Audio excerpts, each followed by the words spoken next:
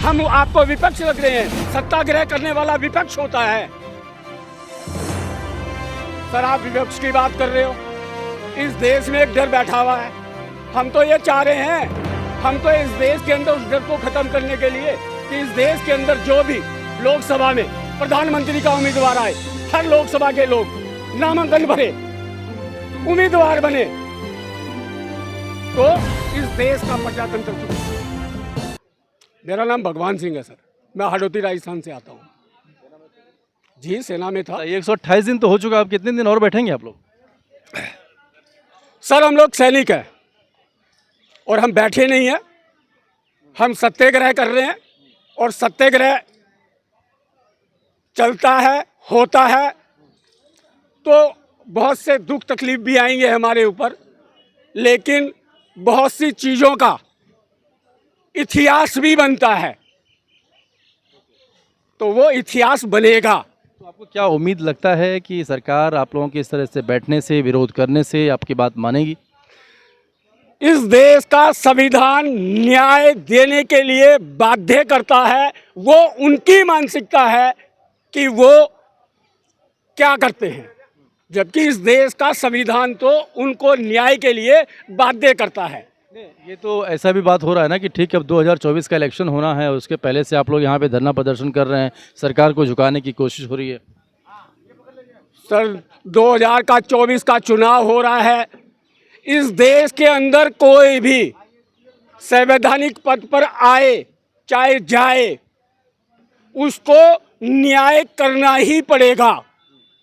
उसके लिए हम सैनिकों का सत्याग्रह ही नहीं, इस देश का संविधान बाध्य करता है, तो न्याय तो करना पड़ेगा। उसके लिए वो कहने लग जाए कि इलेक्शन का, ये बहानेबाजी नहीं चलेगी। सर, आने वाले समय में जैसे 2014 में मोदी जी को आशीर्वाद दिया था सैनिकों ने वोट बैंक के तौर पर, अगर मांग नहीं मानी जाती है तो क्या वोट की भी तो? सर, 2013 की रैली आरएसएस और बीजेपी की षड्यंत्र का एक हिस्सा था। बीजेपी के लोगों ने और आरएसएस ने कहलवाकर आशीर्वाद दिलवाया था। मतलब उसमें भी कोई साजिश थी जो इतने सैनिकों का इकट्ठा किया, मतलब भावनाओं के। इसीलिए तो अभी सैनिकों का ही फेडरेशन है, सैनिकों का ही धरना है। कहाँ गए वो लोग जो उनके बहकावे में थे, जो दूर दूर तक कहीं नजर नहीं आ रहे हैं? इसलिए ही दूर दूर तक मन के बात में भी कहीं नजर नहीं आ रहे हैं। देखिए, सैनिकों की संख्या 28 लाख के से भी ज़्यादा बताई जा रही है और ऐसे में एक बहुत बड़ी संख्या है आप लोगों के पास में।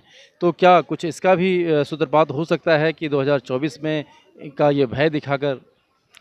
सर, भय दिखाने वाली तो कोई बात ही नहीं होती है।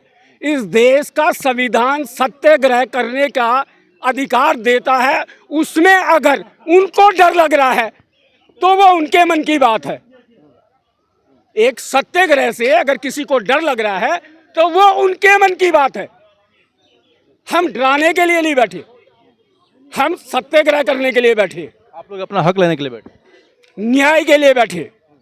हक क्या होता है, हम कोई जबरदस्ती नहीं ले रहे। इस देश का संविधान हमारे प्रति न्याय करने के लिए उनको बाध्य करता है। देखिए, न्याय की यदि हम बात करें तो इसके पहले बहुत वर्षों से 1 रैंक 1 पेंशन की मांग हो रही थी सैनिकों के द्वारा, नहीं मिली। 2014 के बाद से आप लोगों को 1 रैंक 1 पेंशन भी मिली। सैनिकों ने उस टाइम पे अभी तक कोई ऐसी मांग नहीं रखी थी। सैनिकों ने 20 फरवरी 2023 से मांग रखी है।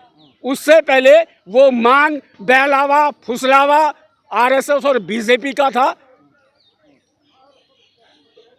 और जिन लोगों ने उसमें बढ़ चढ़ के भाग लिया उन लोगों को बीजेपी ने अपनी मन के मुताबिक दे भी दिया। आजकल एक माहौल बना हुआ है कि अमृत महोत्सव है और जो मोदी के जो भी इनकी अपनी कानून है या मोदी के सत्ता आने से सब में, चाहे वो युवा हो, जवान हो, सबकी मौज हो रही है। सर, आप उस महोत्सव की बात कर रहे हैं।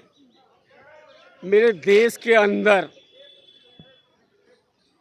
बहुत बड़ी एक तरीके की मार काट का माहौल बना हुआ है। देश की अखंडता को खतरा हो रहा है और आपको उसको महोत्सव में शामिल कर रहे हो। कैसी व्यवस्था है ये? मोदी जी ने बोला हमारे देश में, भारत देश में जाति और धर्म का कोई भेदभाव नहीं है, कोई जगह नहीं है, लोकतंत्र का राज है। आप उसी को लोकतंत्र का राज कहते हैं? पहले गोधरा, फिर पुलवामा, फिर मणिपुर, देश की बेटियां ठोकरों में, किसान फुटपाथों पे, सैनिक